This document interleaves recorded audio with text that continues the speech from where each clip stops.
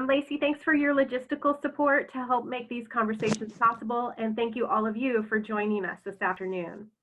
As we begin this event, we acknowledge and honor the original inhabitants of our various regions.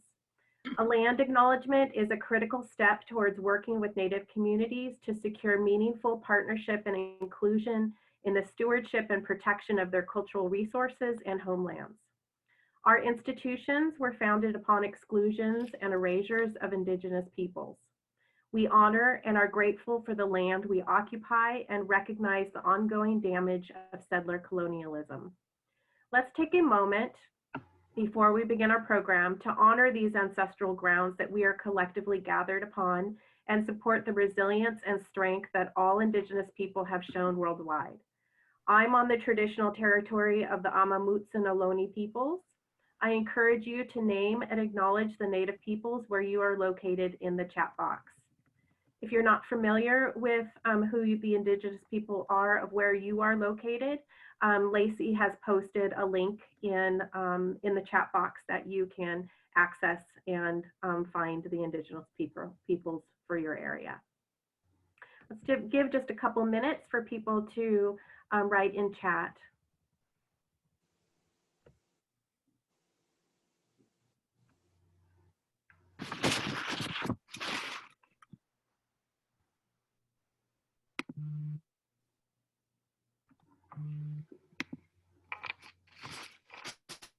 Thank you, everyone, for participating in this important step.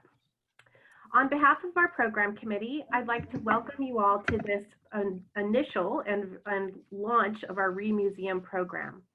Recover, reimagine, revive. What does ReMuseum mean to you? Thank you for joining this virtual conversation to delve deeply into the challenges that the museum field is currently facing and how our field can move forward. In this series, members of our program committee are in dialogue with special guests who have knowledge or experience to help us consider new perspectives or explore new directions for our field. Let me remind you that CAM has a board-approved code of conduct for participation in our programs.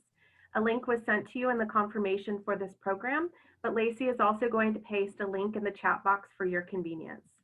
CAM is committed to providing a safe, inclusive, and respectful learning and networking experience for everyone. Now I'd like to introduce our program committee members who put together this wonderful program and will lead today's discussion, Karen Kienzle and Luanne Kanzawa.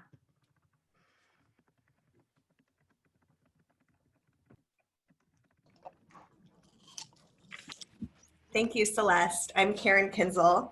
Today we're going to talk about resiliency for museums during COVID. Thank you, Celeste. We're very excited to be here, and I want to thank our speakers as well. We have such a wonderful speakers today, and I think we'll have a great discussion. Now to briefly introduce our guests. Melanie Adams, PhD, currently serves as director of the Smithsonian Anacostia Community Museum, after having served as deputy director for learning initiatives at the Minnesota Historical Society, overseeing the state's 26 historic sites. Gail Anderson, president of Gail Anderson and Associates, works with museum leaders facilitating institutional transformation, building institutional and leadership capacity, and expanding community and global relevance, particularly critical now in light of the reemergence of racial inequities and the implications for museums and the economic strain triggered by the global pandemic. Micah Parzen is a husband to Marguerite, a father to Abner and Oscar, an anthropologist, PhD, Case Western Reserve University, BA-UC Berkeley, and attorney, JD from UC Davis, a nonprofit governance geek, and a museum lover who joined the Museum of Us, formerly known as the San Diego Museum of Man, as its CEO in 2010. Thank you for talking with us today. We're going to start today with Gail Anderson, who will be introducing a model for resiliency that she has worked to develop with colleagues. Take it over, Gail. Great. All right. Thank you, Karen. Can everyone hear me okay? Yeah? Good. So as Karen has mentioned, my role today is to share some basic tenets of the resilience model that I've developed with two colleagues Those colleagues are Ann Ackerson, who's well known to you for her work in leadership and gender equity, and Dina Bailey, who's incredibly devoted and committed to DEI and anti-racist work with her institutions and clients. I want to thank both Micah and Melanie for joining this, and then obviously to Karen, Luanne, and Celeste for this opportunity. So I thank you. And I know I have a short period of time, so I'm going to launch in. So this idea has been under development since about March, and it was triggered by COVID-19 and the shutdown and that occurred from that, and obviously the resurgence of racial inequities and systemic racism of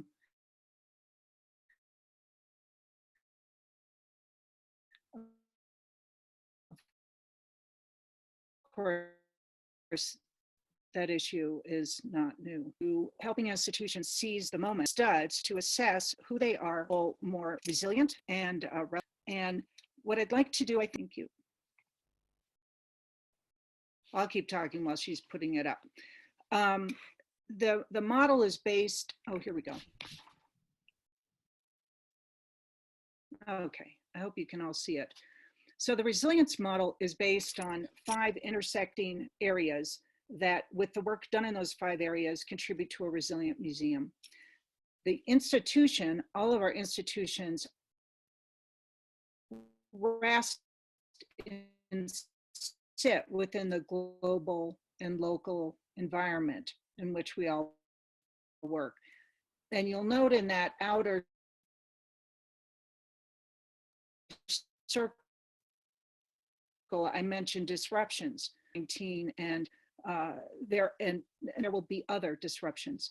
So this is about not only being responsive now, but being putting the tools in place for a more resilient institution over time.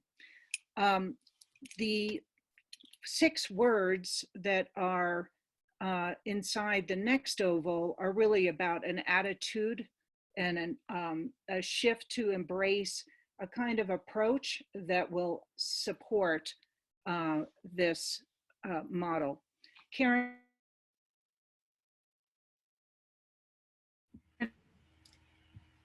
Gail, I'm sorry, we're having some technical issues with you breaking up a little bit. I'm wondering if you could cut your video. Still breaking up. So Celeste, perhaps what we could do is just give a little pause. And if people could maybe give us 5 minutes to get Gail back on, maybe go get some coffee, you know, little bio break, something, just give us about 5 minutes. So maybe let's start at 12:20. If people want to walk away and don't have to witness this, just walk away for a little bit and come back in 5 minutes, that would be great. Great suggestion, Celeste, thank you. Okay, we're gonna go ahead and get started. Thank you so much for your flexibility and your willingness to work with us. We had a technical glitch despite our tech check yesterday. Gail is with us with full audio and she's going to start again. Okay, take 2. And as I said, I guess this is really a good test of resilience, at least for me. So we're back on the screen with the resilience model diagram. And I had started to explain, I think I should start from the top because I'm not sure what you heard or were not able to hear. So the external oval is really about the environment in which museums function and where they exist. So it's local and global trends, realities, and disruptions. And disruptions will continue. We're experiencing some now. There will be others in the future. The 6 words in the inside oval are about an attitudinal and philosophical grounding in the approach. In other words, time to be reflective, humble, responsive, building trust, being trustworthy to an extensive audience, integrated operations, and transparent. So let's start and go from the far left where it says activate equity and inclusion.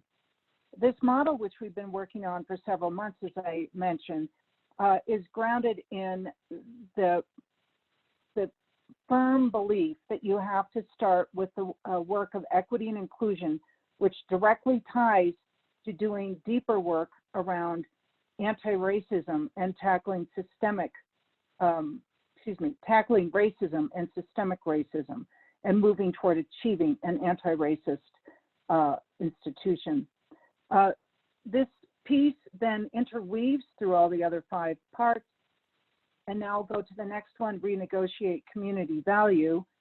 This concept is based in the idea that museums have an opportunity to really place themselves within the ecosystem of their community, to be related to the community, responsive and inclusive of the community, and to actually also participate in solving community issues that advance the well-being of the community. I would say one of the great things that Melanie will be able to discuss is the decades of work that the Anacostia Community Museum has done. They were born out of this fundamental commitment. Reimagine the impactful role is the area where the institution has the opportunity to go down to the studs, look at every assumption that has been made and has been in operation for the institution, and to begin to rebuild what principles and what guiding concepts are more appropriate to move forward. This also has to do with addressing colonial practices. So that is very much a part of this component. And again, my colleague Micah has been doing steady work on decolonization with the Museum of Us, and I know he'll touch on that when he has a chance to speak. The retool financial mindset is about doing some deep financial forensics with your institution to really look at the assumptions you are using to inform your financial model. We are recommending that every institution put forward best case scenario, probable scenario, and worst case scenario, which are ways of being prepared for disruptions and a shift in both revenue sources and the ability to generate income. And then the last area, advanced agile leadership. Leadership, as we all know, is essential for any kind of transformative change. And this model here is based on learning organizations, taking a hard look at the structure of the institution to see if it is set up to be flexible and responsive to the changes that are underway in our world, and to look at the bigger picture as well with governance. And my colleague Anne, who is in the audience today, if there's an opportunity, I'm sure she'll want to add some comments about that. I would say I would want you to take away is that these are the tenets of a resilient museum that we have worked on. And obviously things like the impactful role or community value have to do with some of the activities that you offer and engage, the ways that you engage with your community, not to mention how many museums have been caught flat-footed because their digital capacity was not up to speed, and it became the primary way to communicate with audiences. We see all of these interrelated, and we believe every institution will start and develop a resilient model based on where they are and their inherent strengths at this time. And I will stop there so we can resume our schedule. Thanks, Karen. Thank you, Gail, for such an insightful presentation. We would now like to hear from all of you. We are going to set up a poll that asks you 2 simple questions in terms of the resiliency model Gail just presented. Where is your institution doing well, and where do you need to do the most work? Thank you, Lacey, for organizing this poll. Excellent. Thank you for working with us. So, so again, number 1 was intended to be, in what area do you or a museum where are you doing well? And assuming that that was where people were coming from, folks are doing well in terms of reimagining their impactful role, and in terms of where institutions or individuals need to improve, it looks like activate equity inclusion is top. There's a comment here from our colleague in Sacramento. I could have answered all of these, so that's great feedback. So now we would like to turn it over to Melanie and to Micah to talk about how the resiliency model is finding relevance in their own organizations. We're going to start with Melanie. Great. Well, thank you everyone for joining us, and I will keep this brief so we can have conversation. So what I'm going to do is I'm just going to talk briefly about two different parts of the model that I think fit with the work we're doing at the Anacostia Community Museum. First of all, the Anacostia Community Museum was founded in 1967 out of much of the type of racial unrest that's currently happening in our country. We have always been a Smithsonian museum. We were founded by the Smithsonian as their community outreach arm, specifically for the African American community. So now, almost 53 years later, we find ourselves in a unique position to really be able to work within this moment. And I don't say respond to this moment because we've always been doing this work. So I think looking at the resiliency model, the first one I would address would be what's happening now. And it really is that advanced agile leadership. And I think this part's really important to talk about the internal ways that we're really working within this model. And some things we've done at Anacostia, obviously a lot more communication and a communication in a variety of different forms. One of the things I think we've recognized, unfortunately, we almost need more meetings because we're no longer able to just stick our heads into each other's offices and ask questions. So really looking at how are we making sure those lines of communication are continue to happen. The other things we're doing internally, we're readjusting our priorities. 6 months ago, we had a very different to-do list, so we've had to readjust some of those. And also everyone coming together with people working possibly outside of their job descriptions, meaning everyone just coming together to get the work done.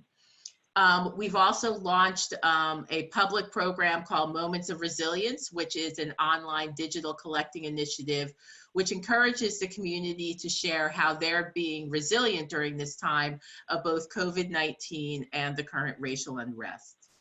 So as I look at the future in terms of how the resiliency model will reflect our work, I am in the category with group number 1 around really reimagining our impactful role. And how we're doing that is I'm in the process of putting together almost a 5-year initiative called Transforming America, which will focus on ACM's vision, which is creating a more equitable future.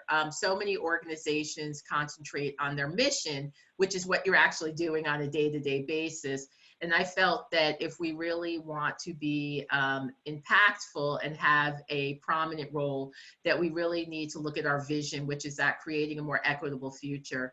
So for the next 5 years, each year we will focus on a different area of interest to the community and look at issues of inequity based on race. And so the 5 areas we're going to focus on, next year we'll start with food, but it will be food, housing, environment, education, and health. And all of that is leading up to 2026 and the commemoration of the founding of this country. And essentially that year will be spent talking about what country we want, what type of country we want to be moving forward. So I will turn it over to Micah and let him talk, and then we can have conversation. Great, thank you so much. It's really a pleasure to be here today, particularly following Melanie, and so thrilled to have Gail and this resiliency model, which really serves as a hook for us all to hang our hat on at a time when adaptability is more important than ever.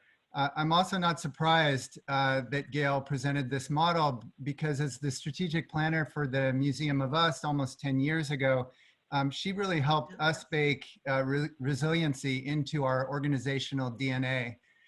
In the brief time that we have, I'd like to share at a very high level, like Melanie did, some of the ways we've manifested our ability to bounce back and adapt so that we're even healthier than we were before COVID in some ways, as well as on how we're preparing for the highly uncertain future that we're all facing at the moment. First and foremost, however, I'd like to acknowledge the sobering fact that beginning in April, we were faced with a position where we had to put 52 employees on a 3-month furlough while we assessed the unknowns in this rapidly changing landscape. And this contraction of our organization from 63 employees to just 11 was really focused on trying to find a balance between how do we take care of our team to the greatest extent possible in a wide variety of ways, while also still ensuring the long-term viability and welfare of the organization. And ultimately, we separated 47 employees from their employment with the museum. And it was a decision, of course, that was extraordinarily painful for us as an institution, but obviously caused far more harm to our team members who lost their jobs. And there was an extraordinary toll on their lives. So I wanted to recognize that. We, going forward, have really been focused, as we have been for a long time, on equity, but also on sustainability as our key value. And as we prepared to reopen, we determined what our forward-facing staff needs were. And rather than returning to our old model of 20 or so, just above minimum wage, part-time staff, often who were juggling multiple jobs, and typically saw the museum as a career springboard, we saw and seized an opportunity to try to address the endemic pay inequities that have long been raised by organizations such as Museum Workers Speak and others. We ended up inviting all furloughed employees to apply for rehire, and ultimately hired back 5 individuals who we only brought back on a full-time basis at a wage of $20 per hour, with full benefits, including a new retirement match of up to 6%, as well as professional development investments. And although it seemed counterintuitive to give $13,000 raises to forward-facing staff at a time when we were bleeding money due to our lack of admissions, we know that this investment in our team will pay for itself many times over from an equity perspective. Another key step we took during COVID early on was to put out something we called a proposal to serve community need. And we thought back to the time as a museum during World War II when we were actually converted into a hospital for the sick and wounded. And we asked, what is our community need most during this time? And how can our 60,000 square feet of unused space while we were closed help serve that community need? And the response we got was absolutely phenomenal. Not only was there an outpouring of love and support for just the idea that we wanted to help in an innovative way, but we also received many extraordinary ideas from our community. We decided to pursue becoming a food distribution site, but the city closed the park and said that we couldn't use the inside of our building in this or any other way. So we ended up deciding to light up our building blue on the outside for a month with the words "thank you" on all 4 sides of the California Tower in appreciation of frontline workers everywhere. By far, I think, though, the most significant effort we engaged in since COVID hit was our name change from the San Diego Museum of Man to the Museum of Us on August 2nd of this summer. The museum had been grappling with a name change idea since the early 1990s, and my board had approved pursuing a name change in earnest back in 2017. We had engaged in an extensive data collection process in the form of stakeholder brainstorming sessions, surveys, and an interactive installation in the museum, but we'd put the project on hold for a wide variety of reasons. When COVID stopped us in our tracks, I made the case to the board that, in the words of Arundhati Roy, the pandemic is a portal, and now is the time to emerge as a better version of ourselves with a name that represented a culmination of a decade's worth of anti-racism and decolonizing work. The board agreed and eventually approved the new name. Going forward, we're very focused on the idea that, as my colleague Steve Snyder at the Fleet Science Center often says, this is not a business interruption event, but rather an industry disruption event. And towards this end, we recently formed something we're calling our Pivot Planning Working Group, which consists of some of our most creative and entrepreneurial trustees, along with executive staff. And the goal of the working group is really to come up with a plan B, if you will. It has deliverables that include a recommended board engagement process regarding a potential pivot, if necessary, recommended criteria for what a possible pivot should accomplish, identification of at least 3 possible pivot ideas worth considering, and also recommended triggers for when we would actively pursue a pivot in earnest. We're looking at examples such as the Brooklyn Historical Society, who many of you may know just announced a merger with the Brooklyn Public Library. Also, the Yale Union Arts Center in Portland, who ceded its property rights to the Native Arts and Culture Foundation, along with other models, both inside and also outside of our industry, where entities are acting in purpose-focused ways above all else. So with that, I'll turn it back over to Karen and Luanne, and I will very much look forward to your questions and continued discussion. Thank you so much.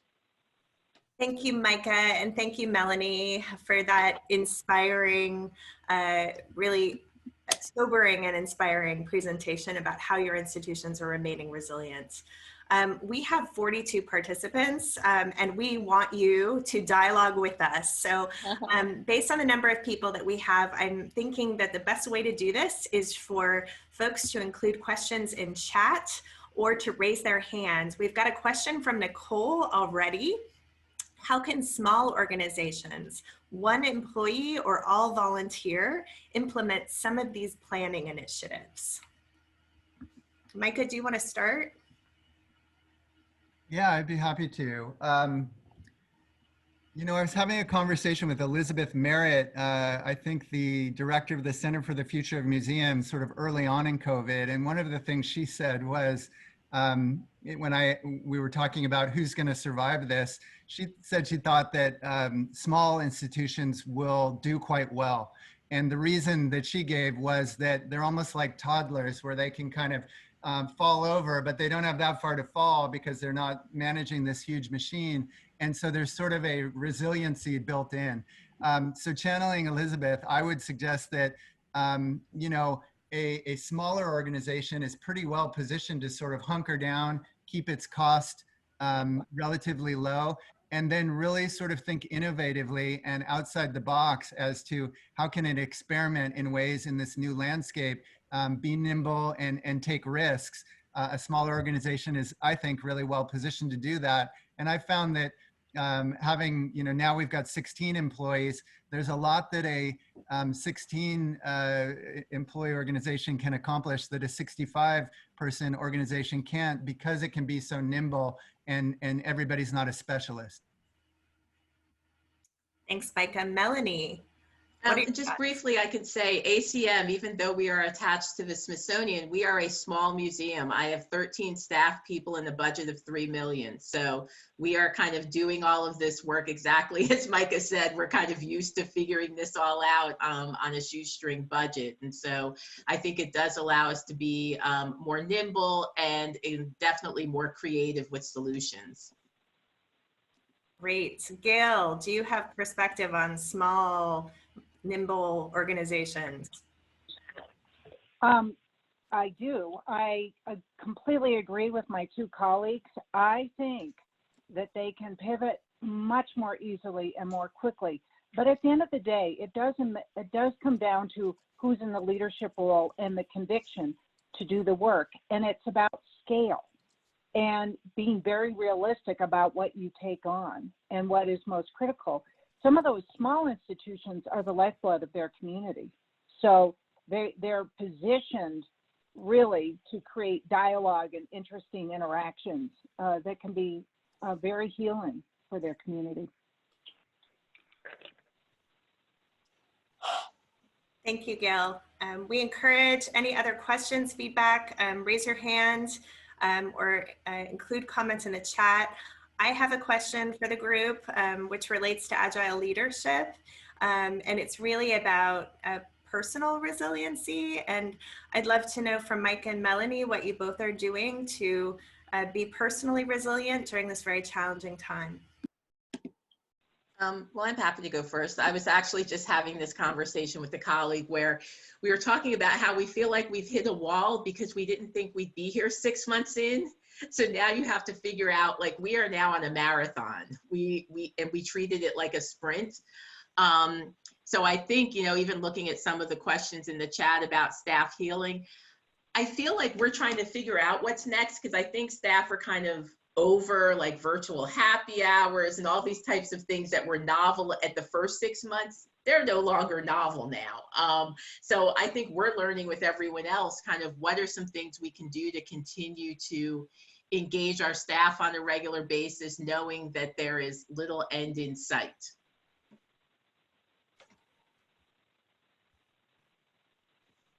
Yeah, I'll chime in too. I really do think it's about caring for yourself and caring for each other. The old adage of you've got to put your own oxygen mask on first before you can really take care of others really holds true. And so personally, I try to model a lot of self-care practices for the rest of my team and actively encourage them to also engage in self-care, whatever that might look like for them. I think we all have a phenomenal opportunity here as we've been forced to sort of rethink the very nature of work and what it means to completely blur the line between our work lives and our personal lives. And one of my biggest fears is that we'll go back to normal. That we'll go through the portal of the pandemic and we'll succumb to that temptation to go back to what's comfortable and what we know. And I think the nature of work and what it means to us and in our lives and the flow, the top has been completely popped off, and it's really important to sort of rethink that as an organization, and how do we support our team members in a wide variety of ways, depending on where they're positioned. The last thing I'll say in that space is, I think in some ways the age of specialization among museum professionals is halted, if over over altogether, in that we've got to be nimble with much smaller teams who are having to be Jacks and Jills of all trades and wear multiple hats and really focus on problem solving. And so all of these issues of self-care and healing and taking care of each other really are a two-way street of the organization and the individual, sort of how can I best serve the organization at this juncture in a different way, and how can the organization serve me and my needs in a different way as well. Thank you. Ann Ackerson put in a great comment in the chat that I'd like to actually address to Gail, and that's having an abundance versus scarcity mindset.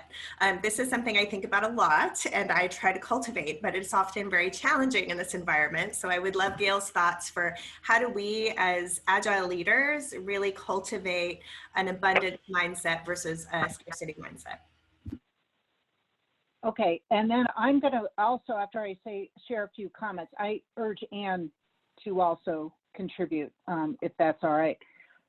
So the abundance mindset, and this is something Anne and Dina, the three of us have talked about, has to do with, in my mind, thinking about what's possible.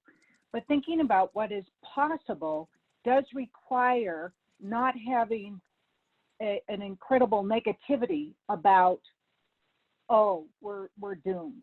Oh, this isn't going to work.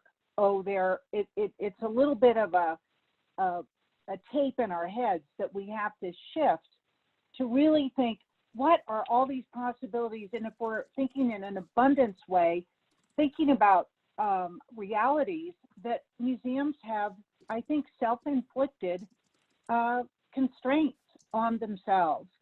But if Anne is there and she can chime in, I would love for her. She spent a lot of time on this very topic. So is Anne, can you jump in? Sure, I'd be happy to just throw in another word or two about abundance thinking. I'm a great believer in it, and I think one of the pieces of thinking abundantly is and pertains directly to the times that we're in, is that we shouldn't think we have to go it alone to get through a pandemic. We ought to, as everyone's doing on this webinar right now, reach out and collaborate and work with others. And it's also a self-care thing too, I think. That the idea that, you know, instead of protecting your little piece of the pie, you put your pie with somebody, your piece with somebody else's piece, and pretty soon you've got more pie. And I just think that that's a really, I don't think it's a Pollyanna way to look at it. I think it really is it's a good way, a positive way to look at it. And so. And can I just toss one thing in there? I think one of the things I find from working with staff is they self-regulate themselves. So they'll say, oh, I know we can't do this, but, and I'm like, well, you didn't tell me what you think we can't do yet. Like, they automatically think it's a no before they even make the suggestion. So I think so much of it is, and you shouldn't have to give permission to people, but like, just say the idea and let someone else shoot it down. Don't shoot it down before you even say it. So I think that happens a lot in museum culture. That's great. Micah, do you have thoughts about the abundance versus scarcity model? I really, what everybody said really resonates with me. I think, you know, at all costs, the importance of avoiding a fear-based perspective, which is sort of goes hand in hand with a scarcity-based perspective, is critically important, particularly as leaders of organizations. You know, one of the things I think that many nonprofits and museums in particular haven't done particularly well to do it is setting the table for resilience in these kinds of ways. And I think there's a lot of preparation work and cultivating and seeding of ideas that prepares your board and your team to have be able to be comfortable experimenting and failing forward and all the rest, and really you know, pushing in ways that there isn't a fear of retribution, or, you know, that you're going to get fired, or whatever the case may be. And so it's problematic, I think, to just jump in and say, you know, let's all be resilient, which is absolutely true, but you've got to sort of set the table for that to occur in a healthy and successful way. Erin, I think we have another question from Chris. How can museum remain accountable? Do you think our industry needs another business person? We have an accreditation criteria for deaccessioning, but no clear check and balance exists to keep museums equitable. Damn, these are good questions. To their staff and audiences. So maybe we can start with Melanie.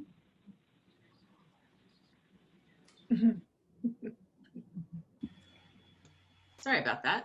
So I think what's really important here is the accountability component, and more importantly, looking internally. I think so many museums, because this is a conversation we're all having, so many museums look at equity and inclusion issues and they automatically want to face externally because that's a lot more comfortable. It's a lot harder to look at your own organization and determine why all the people of color are leaving, or why they don't think it's the same type of family environment that you keep describing.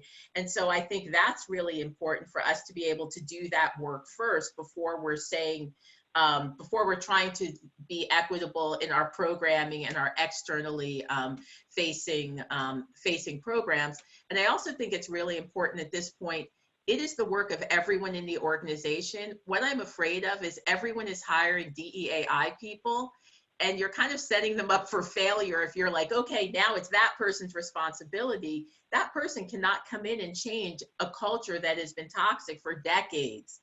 And so really looking at, before you go hire that DEAI person, what type of work is everyone doing and whose responsibility is it? I definitely agree with Melanie's emphasis on the internal aspect. Absolutely. And hope there's also a sort of yes and approach in that, you know, you're always going to have some organizations who are ahead of the curve and kind of early adopters. and those who are now just jumping on the bandwagon. And then you've got lots of organizations that just don't sort of see it this way. And I think that Chris's question is right on, and something we've been exploring as we have been doubling down on our decolonization work over the last several years, and raising at times in context with AAM and with other kind of local bodies that are distributing funds, our local Arts and Culture Commission, for example, to come up with a set of criteria, just as Chris mentions in her comment about deaccessioning. You know, there should be a set of criteria that evidences that a museum is starting to think about what decolonization looks like in its own institution, and they should be held accountable, as with equity and inclusion. But unless our sort of leading national body, which holds the kind of keys to the accreditation badge, is willing to sort of, you know, put some criteria in place, particularly those bottom third organizations are never going to feel compelled to begin to think about these issues in earnest. I know you can't see me. Can I jump in? Yeah, please. So I think, first of all, Melanie and Micah's comments are spot on, and so was my colleague. And I think that there's another moment of awareness that has to happen, which is the work of equity, inclusion, and tackling racism is predominantly the work of white colleagues at this time. And it cannot be that we hire, to Melanie's point, oh, I'm going to hire someone to do the DEAI work, and it's a BIPOC, great, and then all of a sudden they're shouldered with doing all the work or carrying the responsibility that belongs, again, to Melanie's point, to the entire organization. And I'll just say briefly, I'm working with one organization now where we're applying the resilience model. And the whole summer was kicking off work around how to become an anti-racist and inclusive institution. We haven't gotten down into the specifics of what it's going to look like yet. We're getting ready to start. But for a mixed staff, for some of the white members of the staff, they had not thought about race. They hadn't thought about how it impacted them personally. And so we have a book group that's working on me and white supremacy. We have other activities going on. And I've got to tell you, it's very difficult work. It's essential work. And it is, we believe, the fundamental foundation that will lead to really embracing equity and inclusion, understanding why it hasn't been achieved. So it's a time to take on some issues that we will all be working on for the rest of our careers and lives.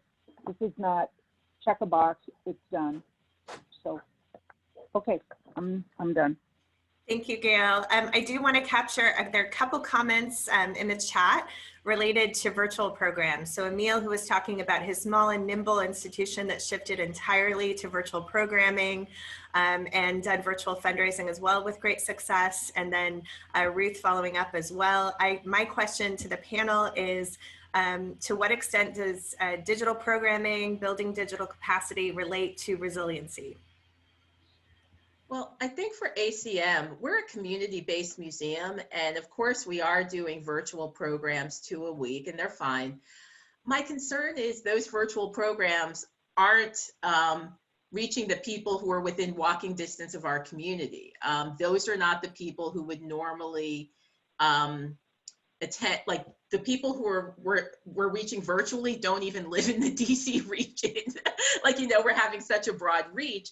So we're a community-based museum located east of the river, and most of our virtual programming is not being attended by the community. So my big fear is, I think someone put in there, you know, will do they miss us, or will they come back when they're open? And I think for community-based museums, they will, because we served more than a function of just pushing out content. It was a gathering space. There were so many other things than just pushing out the content. So I feel as a community-based museum, I'm missing the people to come into our space and engage.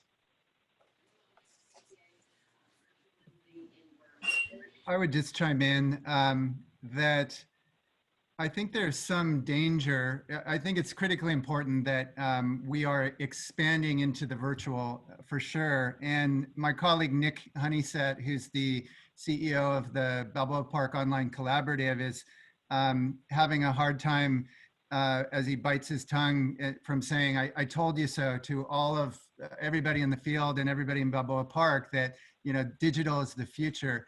And it certainly is in all sorts of ways. I think there is a danger that it becomes sort of the new normal, and that is enough. I think that, again, within the context of an industry disruption along these lines, it's the perfect portal and opportunity for all of us in the industry to completely reimagine the role that we play in communities. And just going digital, it only takes you so far. I think we really have to think in very different ways. And the danger, of course, is that we all have limited reserves. And if we're not starting to think from a pivot perspective, not just how we survive this, but how do we pivot to something even better that's going to truly be equitable and sustainable, we are going to start to find those reserves dwindling away to the point that many organizations are going to find themselves on the doorstep of bankruptcy. And so I would suggest that it's critically important that don't just fall back on, well, we're doing a lot digitally and that's the future and that's great, but rather what does a pivot really look like from the perspective of our organizational purpose, first and foremost, even if it involves letting go of your institutional ego and compromising your institution in the name of a purpose, like the arts organization in Portland that said, you know what? We're not best positioned to do this work anymore on this site. We're going to give it to the local Native arts group to do so. Great. Thank you, Micah, for those closing words, because it is 1 o'clock and we want to honor everybody's time. Thank you to our guests today for this really rich discussion, much appreciated, and to our program committee members, Karen and Luanne, for organizing this. We appreciate all of your participation as well as the participation of the attendees today. You will be receiving a link to a program evaluation, and we would love to get your feedback.